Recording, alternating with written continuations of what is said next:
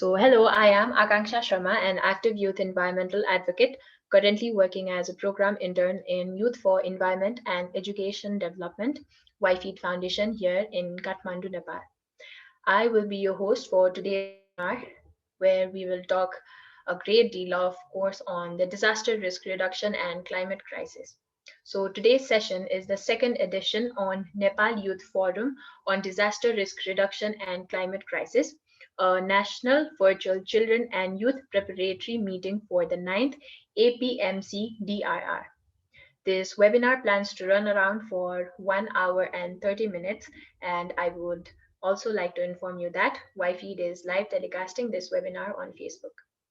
We are both glad and happy at the same time to have you all in this webinar. Now, moving on, I would like to request my fellow Ms. Sumnima Gimire to present her welcome remarks for today's session. I would like to hand this session to her. Ms. Sumnima, the floor is yours.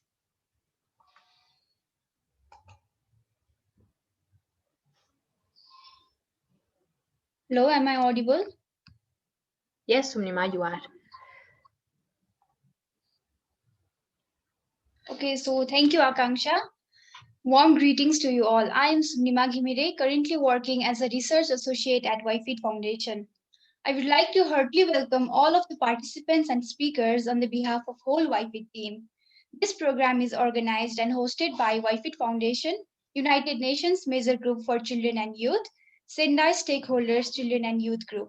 This is supported by Stockholm Environment Institute and is also in support of Asia Pacific Ministerial Conference on Disaster Risk Reduction 2021. Youth for Environment, Education and Development Foundation, YFeed, officially established in 2018, is a non-profit organization working in the field of indigenous peoples and youth, focusing especially on young girls' inclusive education, human rights, and the environment.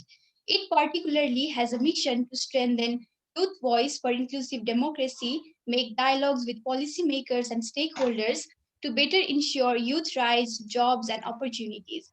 While it is our vision to build a model society in which every youth, adolescent, and child, including indigenous people, lives a dignified life without any form of discrimination, exploitation, and injustice. YFIT is working in the field of DRR and climate crisis for a few years now. In the year 2019, the same program, Nepal Youth Forum on Disaster Risk Reduction and Climate Crisis, was hosted physically by YFIT Foundation. The program focused on women, children, and disabled people's protection in the time of disasters. However, for this year, due to ongoing pandemic, the event has been organized virtually with no less learning opportunities. Looking forward to a very fruitful and interactive session, I would again like to thank all our attendees and speakers. Now I pass on to Ms. Akanksha Sarma again. Thank you. Thank you so much, Sunima. So without further ado, I would like to move on to today's session. We have 6 guest speakers with us for the panel discussion and a special guest for the opening remarks. So I would like to introduce you all to.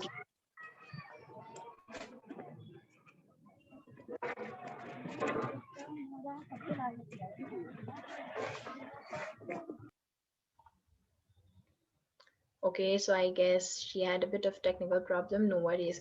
So moving on, I would like to introduce all to today's presenters. First up, we have Ms. Jekulin Lipi Saikia.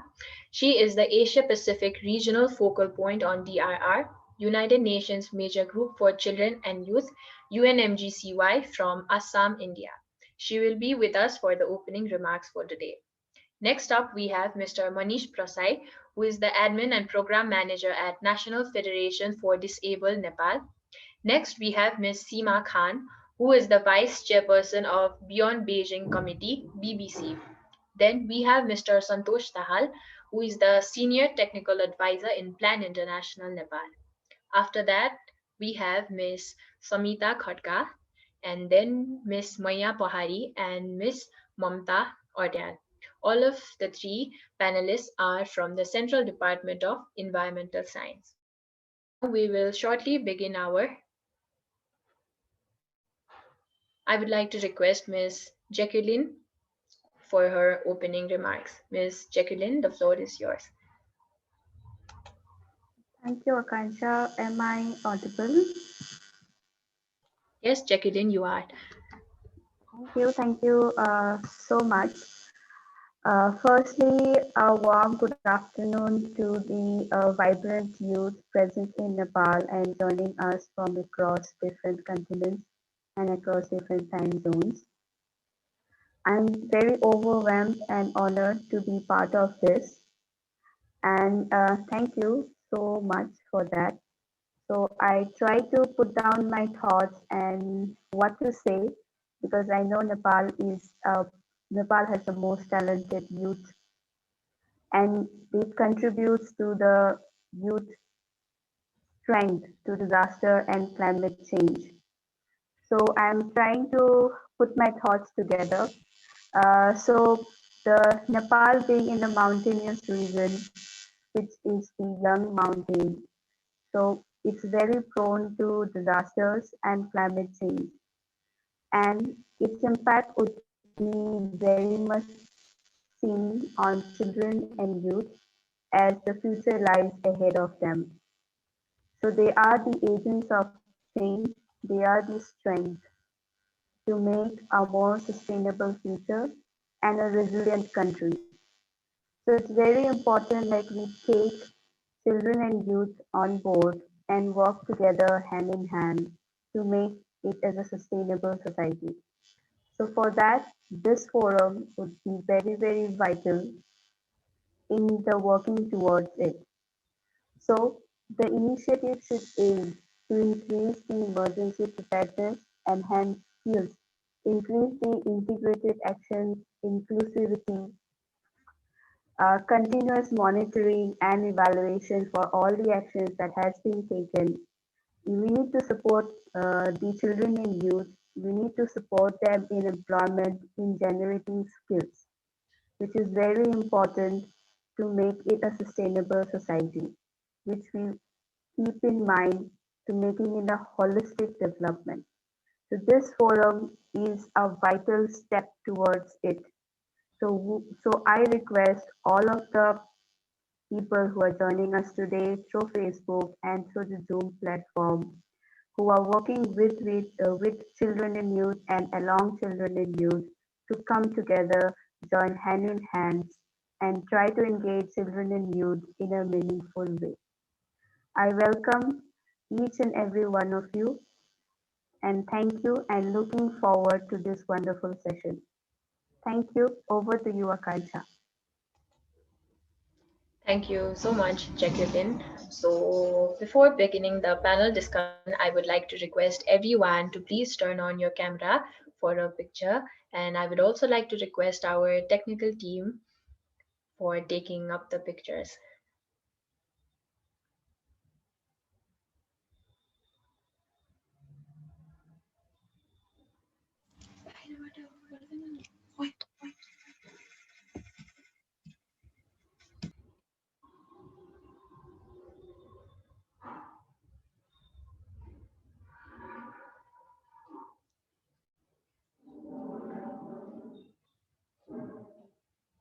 I would like to request our technical team for the pictures.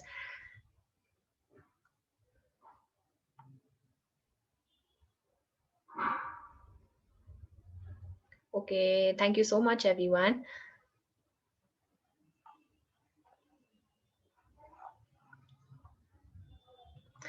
With this, I would like to move forward in today's program and I would like to call upon our first panelist, who is Mr. Manish Prasai.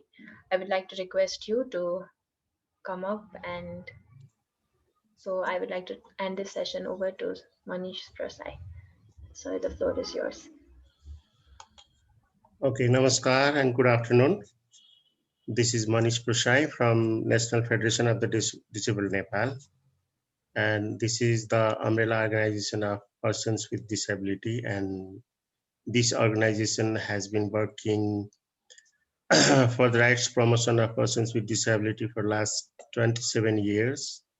And I have been working with this organization for last 8 years. And my involvement in disability sector is it's long. starts long ago, around 20 years back.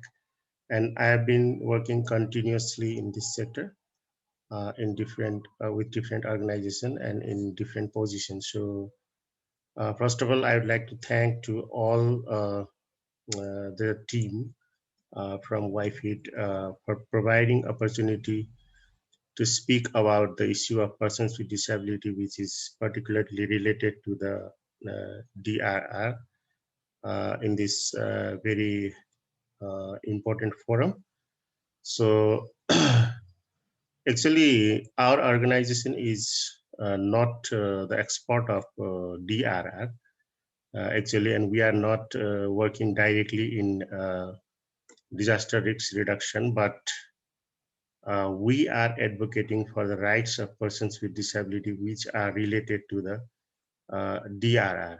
So we used to call this disability inclusive disaster risk reduction. So in this domain, basically, we are working for the inclusion of disability issues in the program policies and practice of disaster risk reduction.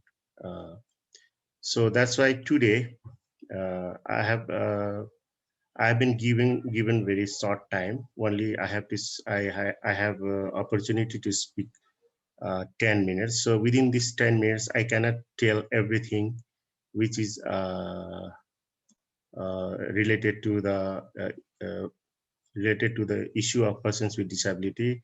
But I just want to brief the issues of persons with disability, which we want to incorporate in different policies and programs related to DRR. But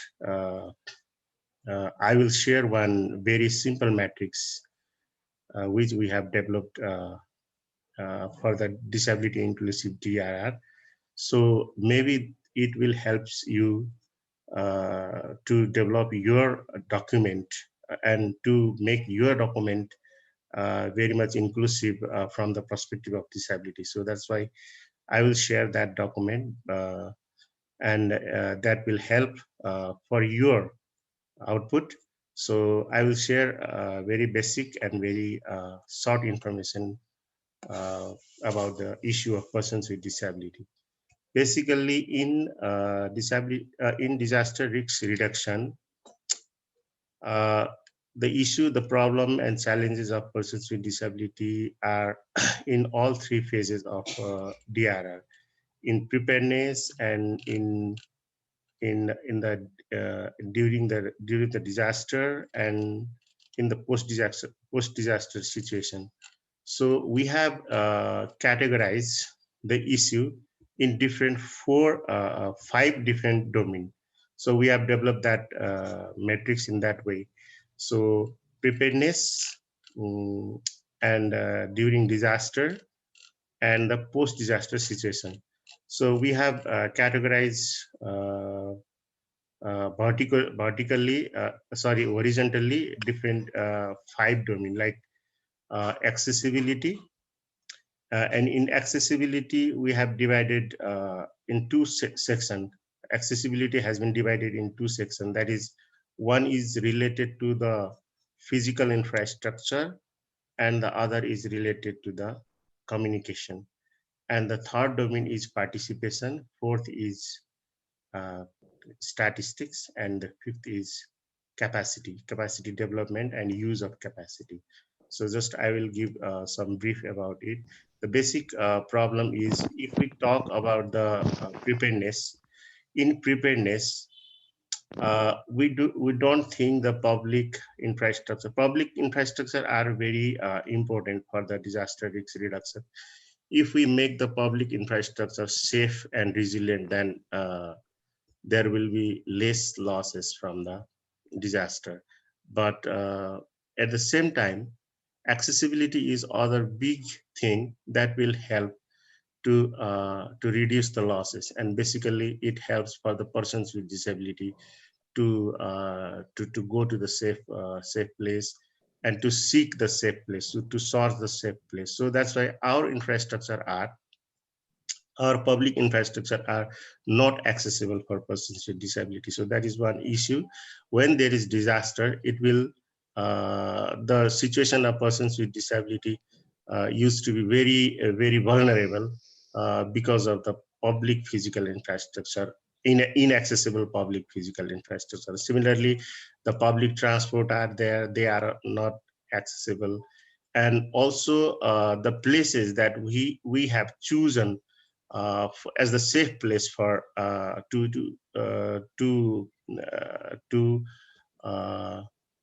reach out the affected people, the evacuation center, they are also not safe and accessible for persons with disability. And similarly, the open spaces has not designed and has not made that way where persons with disability can get access easily. And similarly, these places are not only inaccessible for persons with disability, they are also inaccessible for the elderly people, children, and those who have a certain medical condition, and the pregnant women as well. So these are the first thing that we have to consider in the preparedness. And similarly, the information is very important thing in the disaster situation. So when we provide information, these information are not accessible for persons with disability. Persons basically those who have visual impairment and the hearing impairment, those who cannot hear and speak, and those who cannot see. The information that we provide are very traditional, and we do not choose the alternative formats to provide the information. So that's why those people are fully deprived from the information. So that is another issue that we have to incorporate in the disaster risk reduction policies and program. And similarly, the participation is the most important thing, where we have to consider persons with disability and their diversity as well. If we talk about the disability, it is a kind of umbrella terminology. So it includes lots of things like uh, the people having different forms of impairment, and the people facing different types of barriers includes in this terminology. So that's why it is not so simple to describe because it includes three different conditions. First is health condition, and the second is the discrimination imposed by the society, and the vulnerable situation because of this impairment and the social discrimination. So this is actually the if we think disability from social perspective, and this is the mainly consequences of barrier that they have been facing from society and the community. So that is why we have to understand the diversity first, and on the basis of diversity we have to ensure that all types of people with disability are there they have participated in the decision making process, discussion, and information sharing, training, orientation, and so on. And similarly, the data is another main issue, because we do not collect the data of persons with disability. So that is important. And if we collect the data, then it is not it is not so comprehensive. Just we collect if there is persons with disability or not, but we uh, do not get the detailed information uh, about the severity of impairment, and their needs, and what sort of service they need uh, during the disaster, and in different shelters, evacuation center, and so on. So that is important thing we have to have. The data, very comprehensive data, not only the data, but comprehensive in the sense that about the health condition and social characteristics, and there are lots of things that we have to consider in the data. And similarly, capacity is other important things, that we have very less capacity to address the need of persons with disability during the disaster time. For example, you can just see when we distribute the relief material to the disaster affected people. At that time, we do not consider that there are people with disability who are affected and how they are facing and what sort of preparation we have to do.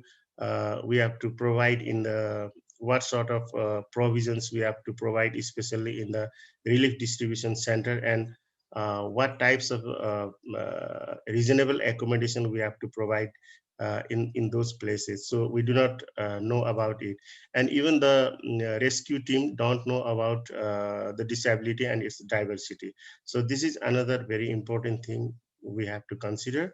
So this is just my short opinion, because we don't have a long time to speak. So that's why I want to end my speech here. And just I am sharing this matrix to you, but this matrix is in Nepali language. I think here we have people who can understand Nepali language. So you can translate it in English if necessary. And if you cannot, then you can just ask us. We will also provide translating it into English, because we have developed this matrix for the people Nepalese reader. So that's why it is in Nepali. And if you need in English, then we will provide as well. So thank you very much. Thank you so much, Mr. Manish. So I would like to call upon Miss Seema Khan for her presentation. Miss Seema, I would like to hand this session over to you. Okay, thank you so much. Thank you so much. Good afternoon. But, I think my camera is not, my internet is not working well. So I would like to off my camera, please. And thank you so much for providing the opportunity. And now we are talking about the climate change and disaster risk reduction. So how it impacts in the society. So first of all, is climate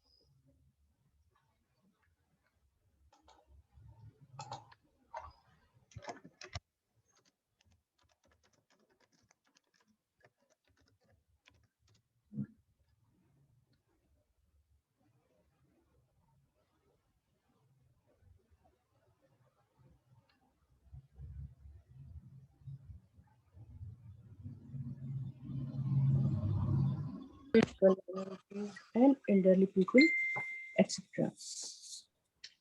And especially gender, socio-cultural differences among men and women, socio-cultural norms and values for men and women, constructed social attributes of men and women, and discriminatory social behaviors and roles.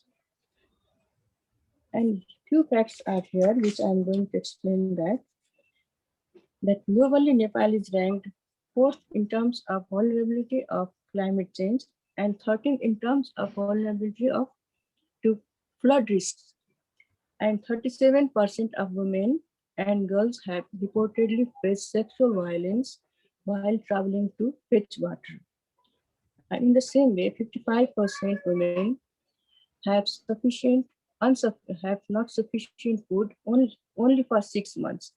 And women are often poorer, receive less reduction education, and are excluded from political community and household decision-making processes and affect their lives, etc. And like that, to address this disaster, there are some treaty bodies are also uh, prepared like Paris Agreement adopted in 12th of December 2015 and came into force in 4 November 2016, participated by 192 countries. And like that, Sendai Framework 2015 Third UN World Conference on Disaster Risk Reduction. And like that, these treaty bodies also try to address to the climate change and DRR. And when we talk about how to address, because women are very much affected with this climate change, women and children. So, and how to address uh, how to address this issue? Then first, first of all, we need to focus on climate change and disaster affect this disproportionately to men and women. Their gender roles differ, so the opportunities and access to resources. Feminization of agriculture, because agriculture is the basic resource of the poor communities, and feminization of poverty, and migration of men for jobs, and creation of women's jeopardy. Women hate HHS and increase. Like that, when we talk about challenges, there are lots of challenges which we have to address, like lack of multi-stakeholders engagement, lack of collective initiative globally to strictly implement the globally binding treaties, lack of gender responsive climate finance, lack of gender responsive planning and monitoring of climate actions, lack of gender responsive statistical systems, low meaningful participation of women, girls in decision-making level and resources, mobilization, and ownership. Like that, we need to address way forward then how we have to address these things and what steps we have to take. So we need to involve multi-stakeholders engagement and local, regional, and national and global collective initiatives to strictly implement the globally binding treaties, gender responsive climate finance, gender responsive planning and minorities of climate action, gender responsive statistical system on DRR and CC, and meaningful engagement of women, girls in decision making level and all. And this our organization Beyond Beijing Committee is working on the climate change and DRR from the when we got a very uh, um, disaster and earthquake. At that time, the BBC did a very BBC by supporting with food and all and relief packages to the community and focusing on women and lacting mother and following the our rules of law. And from at that time, BBC is continuously working for women and vulnerable groups and marginalized communities, providing them relief materials and providing them socio-psycho counseling and all. And when we got this, after having this coronavirus, at the time also we tried to focus on women and provide them relief materials and motivate them to how to fight with lives. And also uh, this is my short presentation regarding the climate change and different kind of difficulties which women faced. And thank you so much. Thank you so much, Ms. Seema. Next up, we have Mr. Santosh Dahal. Mr. Santosh, I would like to hand this session over to you. Thank you, Anushka ji. Good afternoon, all here in Nepal. Some of the colleagues have started. This is Santosh Dahal, working as a senior technical advisor in planning interest in Nepal and working in the sector of disaster and climate change since a decade. within the country. Especially today's session is especially focusing on children and youth uh, and their impact on, and especially their advocacy issues which needs to be addressed by the respective government stakeholders as well as the non-government stakeholders. As we talk in Nepal, as per there, some of the research have revealed, and more research is yet to go. Most of the natural disasters that happen in Nepal are due to the climate crisis, means impact of climate crisis. Before they used to call climate change, now they call it climate crisis. But some research has yet to be published. But as we see that most of the natural disasters due to erratic rainfall, flash flooding. Recently, I think we have been noticed that there was a big gulf in Uttarakhand, I think, in India, where heavy loss. I mean, many people, maybe also lost their life. That did generally happen in the winter season. So that kind of things may be happening in our country within in the future. Ultimately, if we talk about the impact of disasters, as earlier speakers also told that there is a big impact on women as well as the PWDs people. But I also um, give stress that the impact of disaster and climate crisis is more on children and youth, because children are and youth are the game changer of the community as well as the game changer of the country too, what I understand. Because whatever we teach with the children in the school, I think that would be replicated widely throughout their family and throughout their community. Whatever we teach to the people at the college level, that is limited to their study only. So children are the big change agent, as well as youth, with up to grade 12 youth, and above that also they are the change agent within the community, so that they can bring awareness within the community. One of the research which we did from our CDCC consortium within Nepal, where there is Plan, World Vision, SAFE, and UNICEF, where we found is that 80% of the people, they told that the impact is due to the climate change. The disaster which we are facing here, that is due to the climate. Though we did not knew that how did they understand the climate change or disaster, but the research revealed that. So that is the good, interesting fact which we found it earlier, and especially in most of the people or most of the children and youth, they do not know about how to advocate their issues with their local government as well as the provincial and the federal government, because they are the most impact. Because as we see, I speak English here, being maybe we are familiar with the English speaking environment, but the people which we see and go into the field area, especially in the rural areas, the people does not have got well, they do not get well education, because they don't have well infrastructures, they do not have well books and copies or within on time, and different things they faces, and but we expect more from them. So that is the thing. And if any disaster happens, they are highly affected, and especially in the flooding areas in the Tarai region of our country, most of the schools are used as an evacuation center in case of any flooding, where the education of the children has been being affected. So there is a great effect, but these all have been neglected. And in climate change policy formulated by the government of Nepal, Minister of Forest and Environment, their youth are the change makers. That is clearly mentioned that we need to address the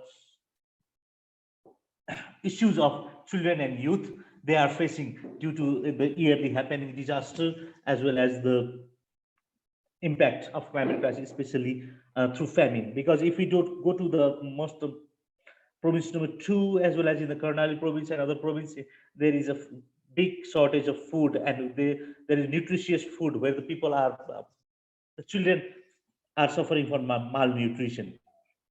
Though the malnutrition is not the immediate effect, it's a long-term effect due to the less production of food and other things. That is all related to climate change or climate crisis. So we need to think in that perspective, that children and youth voice should be heard by most of all the stakeholders. And nowadays we have been seeing that children and youth are being participated in different forums to raise their voices. One of the you can see in the different recently in Finland, one young girl was appointed as a prime minister to run the country. That kind of things make a big change and big impact to the children and youth. to address their issues. And especially in our countries also, there are many organizations working in Syria. As we talk about plan, we work with the children, we work with the youth, we work with the human empowerment and anything. But these are the most vulnerable communities in case of any disasters. If we do any vulnerability capacity assessment, these are the most vulnerable population of vulnerable targeted groups, but their voices come very less stressed in preparing such disaster preparedness plan or climate adaptation plan or anything. And another thing is that the indigenous practice of being adapted at the community level is also being neglected, so that the more sufferer are, as we call it, the children and youth. So having this summary, that I think the APMCDRR is also focused on, was 2020 was 21 is focused on youth, raising the voice of youth. But in case of our country, some people say that the youth are up to 18 to 24 or 24 to 40, or there, though the government has different things, age bar, but we need to have a fixed age group for defining the youth so that their voice can be heard, as well as if their voice is heard, the children's voice also can be raised through, especially on the impact. And recently, I want to give you an example. We are, with all the consortium members, which I called it earlier, we are doing a research, and the research is about to complete on the final stage. That the research is that the impact of climate crisis and disaster on children and youth. We have done the research in 8 districts of the country, where all hill, Tarai, and mountain regions have been covered, including all the stakeholders. I think that research will help us to understand that what is the situation of the children and youth in the country based on the linking with the climate crisis and disaster. We will share disseminate that report, and we will widely circulate that report so that every people understand that the children and the youth are most affected. Thank you. Thank you so much. Hope I am finished within my time. Yes, sir. Thank you so much. So next up we have Miss Samita Khadka. I would like to call upon Miss Samita. The floor is yours. Thank you. Good afternoon, everyone. My name is Samita Khadka, and I am currently pursuing Masters in Central Department of Environmental Science. I'm also studying Disaster Risk Reduction and Natural Hazard as a specialized course in CDES. And as a student of disaster risk reduction, we are often encouraged to look at pre and post disaster from a gender perspective. Though there superficially there is the difference is not apparent, there is a distinct gender pattern that is very distinct. For instance, if you look at the National Disaster Report of 2019, we find that there is a disaggregation between the deaths between male and female. And similarly, in earthquake in 2015, we found there 55% of the casualties were women and children. And this pattern is not only observed in our country, it can also be observed in nations around the globe. For example, if we look at the Indonesian tsunami in 2013, 70% of the casualties were women. And in 2003 heat wave that hit France, we found that the most casualties were the elderly women. So we from this we see a gendered pattern, and women, men, children are affected differently in times of disasters, which can be attributed to their gender role. Men are given role of protector and beneficiaries, whereas women are involved in caregiving and reproduction. In mainstream decision-making process also, women are often sidelined, and they just work in on the periphery of their household. And they are also not better informed in terms of early warning systems and disaster-related policy making. The relief assistance and support are oftentimes blind and does not incorporate the differential need of various genders. This gender disparity is further aggravated by the injustice, social injustice, marginalization, poverty, illiteracy, disparity in public services, and even in the geological barriers. In times of disaster, these gender roles are disrupted, and gender-based violences like trafficking, abuse, sexual assault, neglect, child marriage, etc. can be seen in different societies. and the male child are also engaged in violence and illegal activities to fulfill their role as a providers in times of disasters. And not only these other minority communities like LGBTs are also stigmatized, and they are also deprived of disaster relief, and sometimes they are not given places in disaster tents. So here comes a question of how to create this gender equity in disaster risk scenario. So firstly, the participation of every gender in decision making is very crucial, and government, local government and central government both should work hand in hand to for training and capacity building. The other INGOs and other international organizations can also aid government on this. Communities and school also should be proactive in teaching children about dimensions of disasters preparedness, and they also should be informed about post disasters in ways that are understandable to children. And use of another very important powerful tool that can curb the effect of disaster risk and fulfill the gender gap is the use of information technology. Like mobile phone can be a very powerful tool in narrowing the gender gaps. In COVID-19 and earthquake also, we have seen that the information disseminated by the mobile phones played crucial roles in getting information about public health and such. So information technology should also be utilized and should be promoted by the mobile companies themselves also. And disaster management and policies should be indigenous to the countries, and it should not be guided by other approaches. It should be solely indigenous, and if it is indigenous, then more adaptive capacities can be built in the society. And there should also be funding for the researchers in DRR and gender.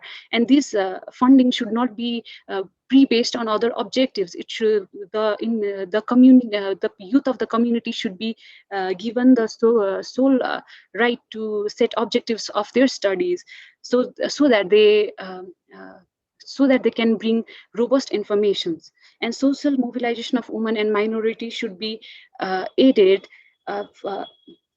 by resources and finances, and these changes will not happen overnight. It is a continuous process, and youth like us should also be encouraged to work in the local communities in disaster risk management. With this, I'd like to express my heartfelt gratitude for providing me this opportunity to talk on gender and disaster risk reduction. Thank you. Thank you so much, Ms. Samita. It was wonderful to have you here as well. Next up, I would like to request Ms. Maiya Pahari to come forth and present. Ms. Maiya, the floor is yours.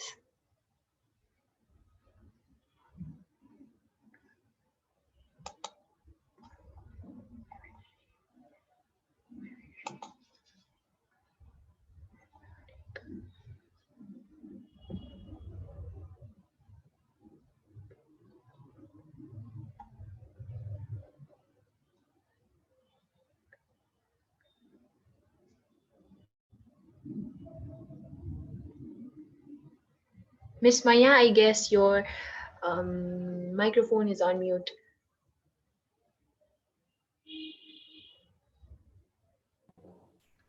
Sorry. Yes, you're audible. Hello everyone, good afternoon. Am I audible? Yes, you are. Okay. Hello everyone, good afternoon. Namaste सबैजनालाई. मेरो नाम मैया पहाडी हो. म वातावरण विज्ञान केन्द्रीय विभाग कीर्तिपुरमा हाल अध्ययनरत छु र म चाहिँ नेपालको परिप्रेक्ष्यमा सामाजिक तथा आर्थिक हिसाबले पिछडिएका तथा सीमान्तकृत वर्गका मानिसहरू विपद जोखिमसँग कसरी सम्बन्धित छन् र कसरी उनीहरूले त्यससँग जुधिरहेका छन् भन्ने कुरालाई मूल आधार बनाएर म आफ्नो विचारहरू प्रस्तुत गर्न चाहन्छु। विश्वव्यापी रूपमा प्रकोपको जोखिम बढिरहेको अवस्था छ र यसबाट नेपाल पनि अछुतो रहेको छैन। बाढी, पहिरो, आगलागी, खडेरी र भूकम्पले नेपाललाई विश्व जोखिम सूचाङ्कमा ठुलो जोखिममा रहेको मुलुकको स्थानमा उभ्याइसकेको छ। यस अर्थमा नेपालीहरू कुनै न कुनै प्रकारको विपदबाट जोखिममा रहेका छन् र यद्यपि गरिब, अशक्त र सीमान्तकृत वर्गका मानिसहरू तुलनात्मक रूपले बढी जोखिममा रहेका छन्। यस पछाडि विभिन्न कारणहरू रहेका छन्, जस्तै यस वर्गका मानिसहरू नदीको किनार बगरमा अनि बाढी पहिरो आउने जस्तो भिरालो पाखाहरूमा त्यस्तै डुबान हुने क्षेत्रहरूमा बसोबास गरिरहेको पाइन्छ। अर्कोतर्फ बढ्दो शहरीकरण, जनसङ्ख्या वृद्धि तथा आर्थिक विकासलाई सामाजिक तथा आर्थिक विकासको हिसाबले एउटा महत्त्वपूर्ण पक्षको रूपमा हेरिन्छ भने यसले गर्दाखेरि चाहिँ सीमान्तकृत तथा सामाजिक हिसाबले पिछडेका कतिपय वर्गहरू चाहिँ विस्थापित भइरहेका छन्, जसले गर्दा उनीहरू नदीको किनारमा, भिरपाखामा अथवा जोखिमयुक्त स्थानमा बसाइ सरेर जानको लागि उपयुक्त छन्। कतिपय मानिसहरू चाहिँ पहिले पहिरो गइसकेको स्थानहरूमा बसोबास गरिरहेको भेटिन्छ। यस्ता मानिसहरूलाई उक्त स्थानमा पहिले पहिरो गइसकेको भन्ने कुरा कतिपयलाई जानकारी नै छैन। कतिपय अवस्थामा चाहिँ जानकारी हुँदाहुँदै पनि खेतीपातीको लागि यस्तो स्थान उपयुक्त हुने भएका कारणले गर्दाखेरि सामाजिक हिसाबले पिछडिएका मानिसहरू यस्तो स्थानमा बसाइ सर्न र त्यहाँ आफ्नो जीविकोपार्जन गर्नका लागि आकर्षित भइरहेको पनि देखिन्छ। यस किसिमका मानिसहरूको आर्थिक अवस्था चाहिँ अलिक कमजोर रहेको हुन्छ, साथै उनीहरूमा आधारभूत आवश्यकता पनि पर्याप्त रूपमा परिपूर्ति भएको देखिँदैन। त्यस्तै विकासका पूर्वाधारहरू पनि सीमित मात्रामा मात्रै रहेको हुन्छ, जसले गर्दा उनीहरू विपद जोखिममा त छ नै, साथै यति विपद आइपर्यो भने पनि त्यसको सामना गर्नका लागि उनीहरू तयारी अवस्थामा रहेका हुँदैनन्।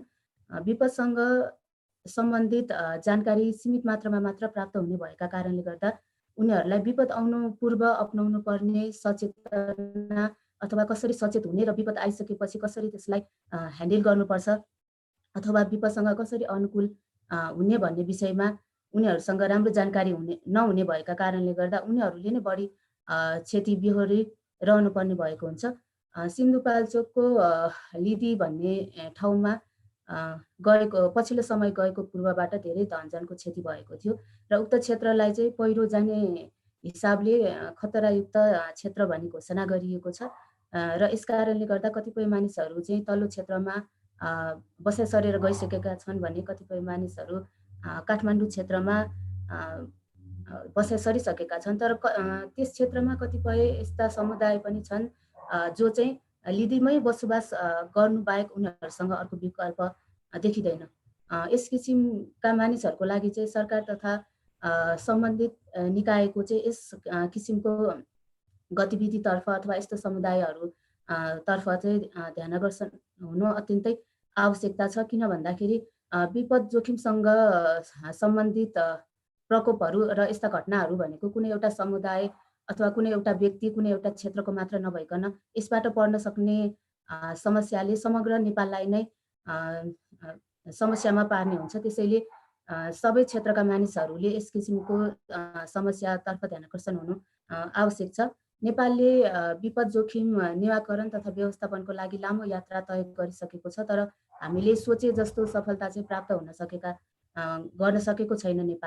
नेपालसँग विपद जोखिम र निवारणका लागि राम्रो कानुनहरूको व्यवस्था छ, तर यी कानुनहरूको कार्यान्वयन चाहिँ प्रभावकारी रूपले भएको देखिँदैन। साथै सामाजिक, आर्थिक तथा राजनीतिक हिसाबले पिछडिएका र सीमान्तकृत वर्गका मानिसहरूको विचार, उनीहरूको अधिकारका कुराहरू, उनीहरूको स्वास्थ्य स्थिति अथवा उनीहरूको सामाजिक आर्थिक स्थितिको बारेमा सम्बोधन भएको देखिँदैन, जसले गर्दा एक त सीमान्तकृत वर्ग तथा सामाजिक हिसाबले पिछडिएका मानिसहरूको आर्थिक अवस्था कमजोर हुन्छ र उनीहरू बढी जोखिममा रहेका छन्।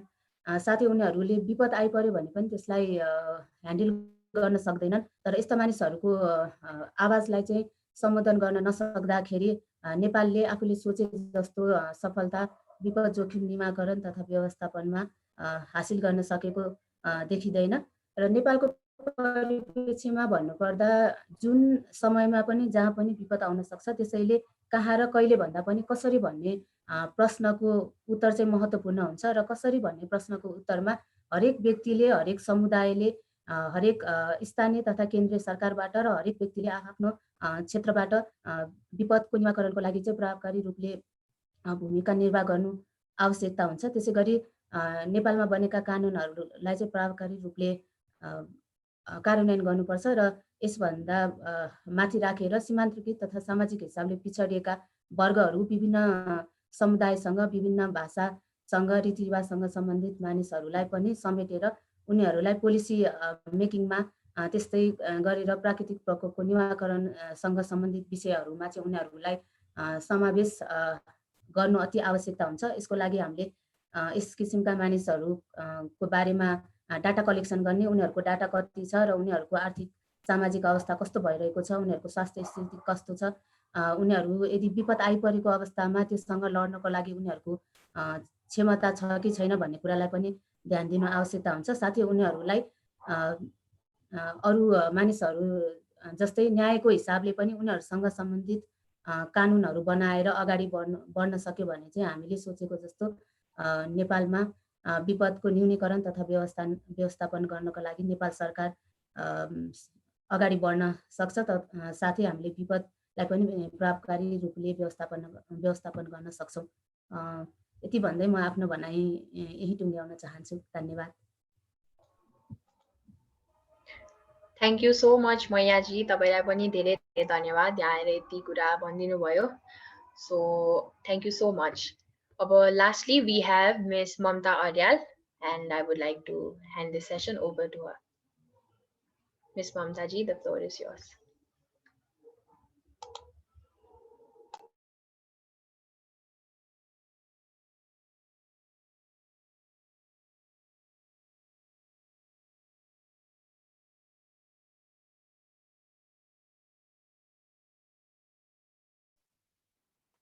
Can you hear me?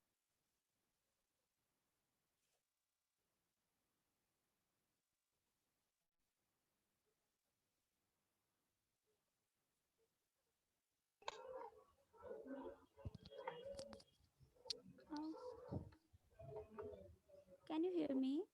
Yes, you are audible, Mamta ji. Okay, thank you. Good afternoon, everyone. I am Mamata Aryal. I am a final year student at Central Department of Environmental Sciences. Today, in the virtual talk series of Nepal Youth Forum on DRR and climate crisis, I'd be talking about the linkage between vulnerability and social justice for DRR. Previous panelists have also talked about vulnerability of marginalized community and women. Disasters themselves are not discriminatory, but it has been recognized that some groups of people, such as women, marginalized people, are more vulnerable to disasters. Vulnerability is likelihood of an individual or a group to be exposed to and adversely affected by a hazard. When we talk about disaster risk reduction, it is crucial to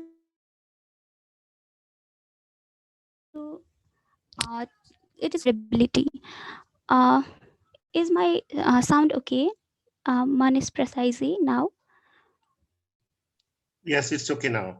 Yes. Yes. Thank you. So thank you. So it's crucial to talk about vulnerability because how vulnerability is generated and how it increases is necessary to manage risk on disasters. So social factors are one of the most important causes of vulnerability. Conditions of vulnerability emerge from dominant cultural, political and economic contexts, and it also depends upon the individual. As previous panelist Manish Prasai talked, it also depends upon individual whether they are abled or differently abled. So vulnerable groups are at a risk not only because they are exposed to a hazard, but also because of their social condition, marginality, and access to resources. Social justice is rooted in the idea that all people should have equal rights, opportunity, and treatment within a society. Disasters tend to intensify pre existing inequalities within a society and exacerbates the social injustice experienced by vulnerable or marginalized groups. So, what can be done to manage risk and establish justice? Risk of disasters can be reduced through integrated approaches that promote social as well as gender equity. And disaster knowledge and skills should always take historical social inequalities and existing inequalities of society into account. The social dimensions, such as health, education, access to resources, economy, etc., generate differential impacts upon vulnerable groups. For example, women who dwell inside houses are more likely to be killed by an earthquake. As this was also observed in 2015 earthquake of Nepal, that epicenter of the earthquake, which was Barpak, the 70% of deaths constituted of women, whereas the population of women was only 56%. But when we talk about vulnerability, it is also important to consider not just the differences within between the single categories such as men and women, but also the difference within a single category such as women. I would like to illustrate it with an example. Reports confirm that relief distribution during 2015 earthquake was discriminatory based on caste, ethnicity, and gender.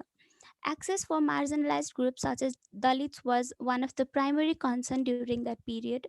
So it should be noted that women, children, and marginalized groups require extra effort in post disaster care as they are most likely to be affected but least likely to have access to facilities.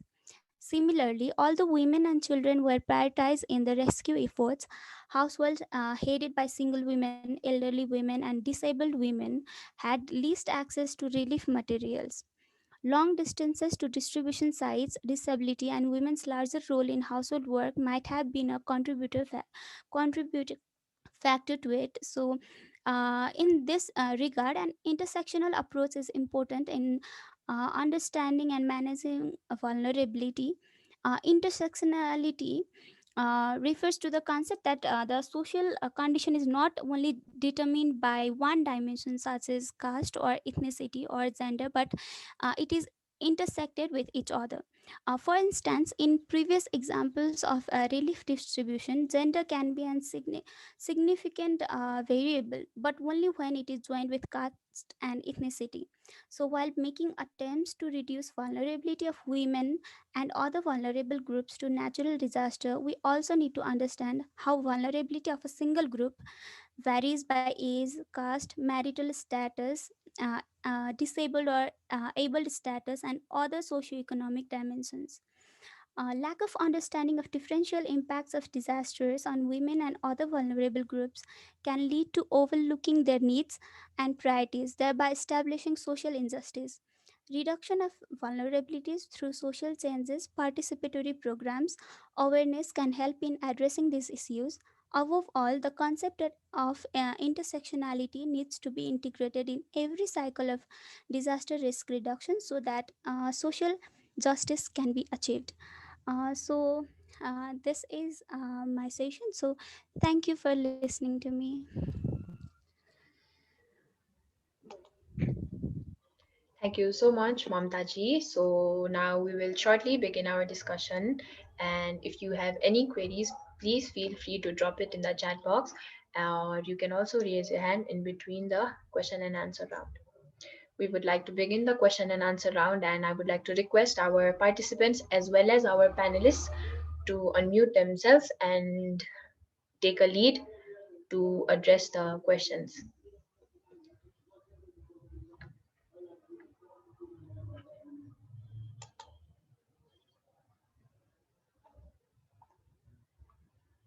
If you have any questions, you can just unmute yourself and you can ask.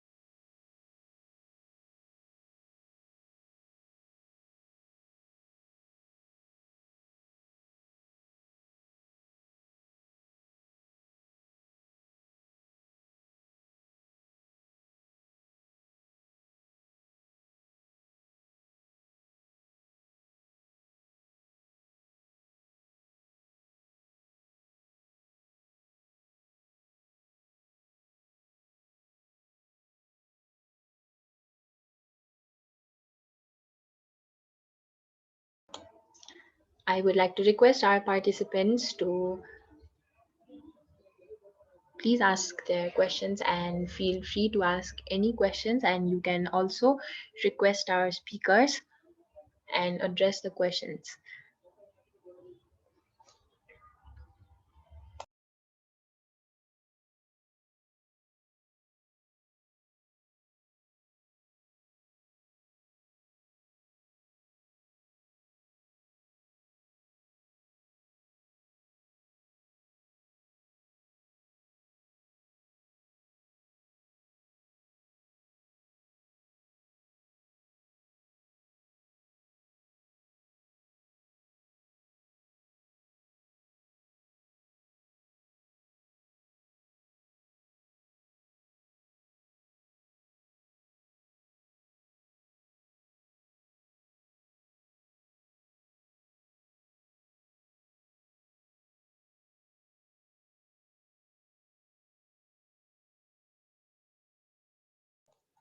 I guess there are no questions as our guest speakers just explained it very well to everyone. So, yes, if you still have any questions, you can drop it in the chat box and we can address them accordingly at the end of the session. So, I would like to request Pragati ji for concluding today's webinar with synthesis and closing remarks. Ms. Pragati, the floor is yours. Am I audible? Yes, Pragati ji, you are audible.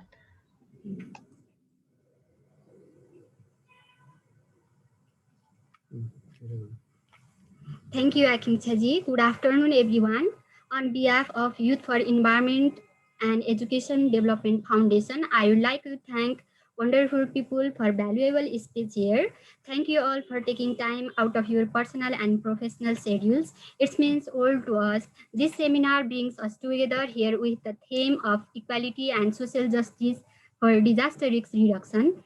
In this virtual event under Nepal Youth Forum on Disaster Risk Reduction and Climate Crisis 2021.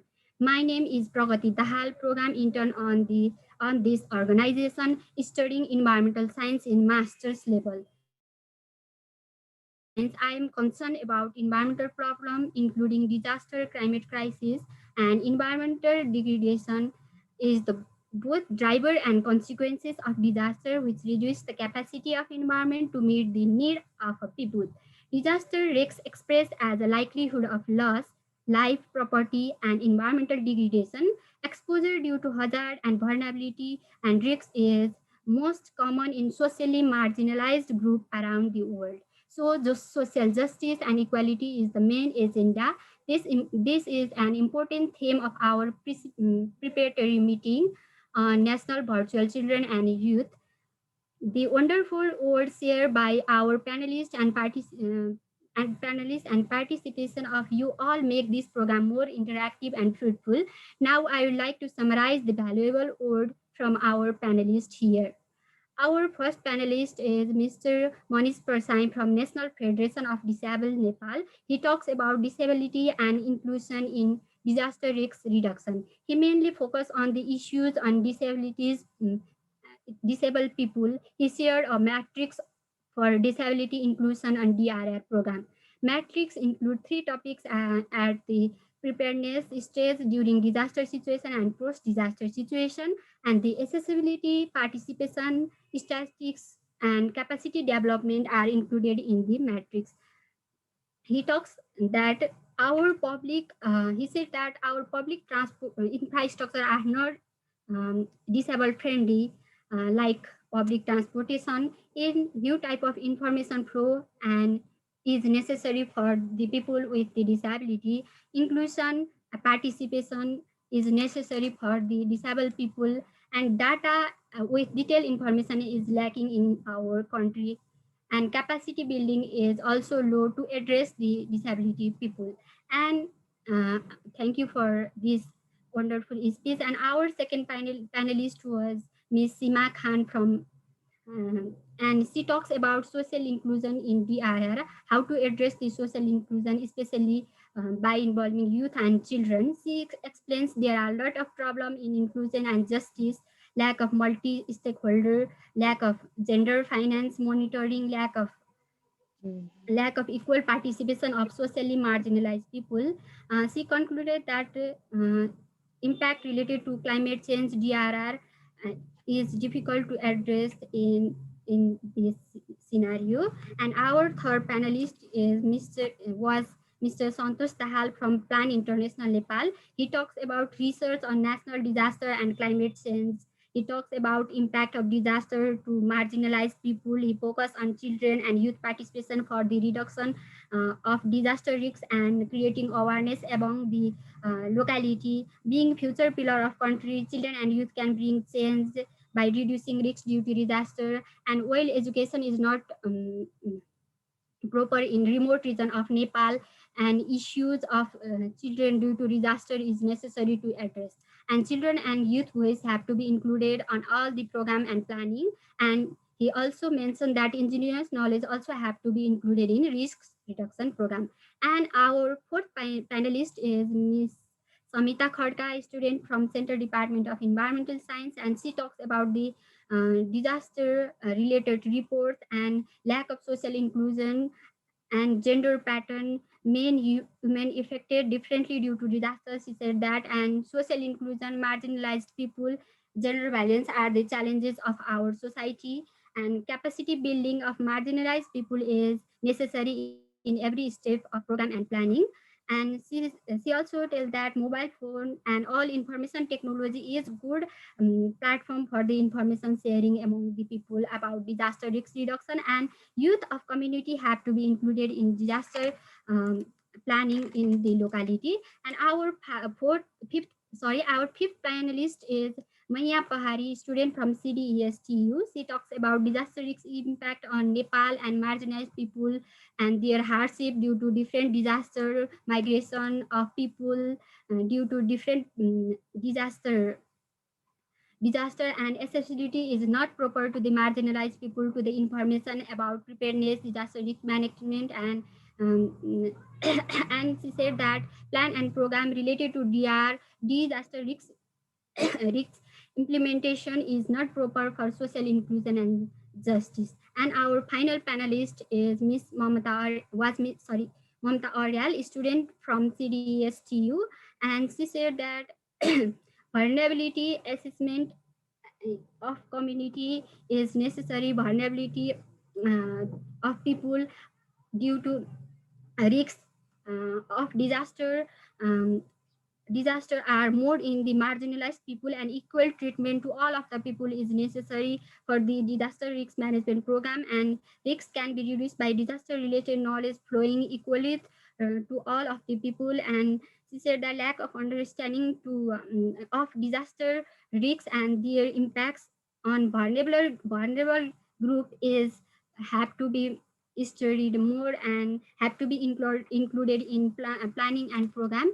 And the main conclusion of this meeting is that social inclusion and justice is most in disaster risk reduction related program, and youth and children participation is crucial for it. Thank you all of the panelists for giving powerful voice and valuable words on this meeting. I hope all of we have good times here. Hope we learned something new, something interesting today. I hope you found something that you want to know more about, and this program will encourage to learn more about social inclusion and justice in disaster risk reduction to all of you. I think this is really a way to think and discuss the problem associated to DRR, social inclusion and justice. And fine, and thank you everyone for being here. Always do something that you love to do, something important, something matter on society. Being a part of society and also of nature, learn to love our nature and learn to contribute to our society. It's been pleasure being here with you all today. Thank you for the opportunity and have a great evening. Thank you so much. Thank you so much, Pragati ji, for all the summary and a motivating note at last. So, with this, we come to the end of today's session. I hope this webinar was helpful and all of us got the opportunity to learn something different, yet something very informative. Before closing, I would like to sincerely thank all of our guest speakers and audience for patiently attending this webinar till the very end. And I would also like to thank our organizers, that is United Nations Major Group for Children and Youth, UNMGCY, and Sendai Stakeholders Children and Youth Group.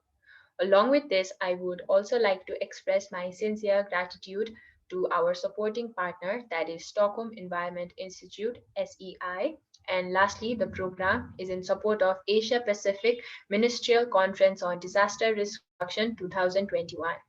It was an amazing time and amazing event as well, and we would love to see you all really soon in more of YFeed's event. Please do stick with us for all the updates, and you can also join us on our Facebook page, YFeed Foundation, and also check our recent webinars on YFeed Foundation's YouTube channel. Thank you all once again. Thank you very much for attending and have a great day. YFeed Foundation is truly very overwhelmed by all of your presence. Thank you so much.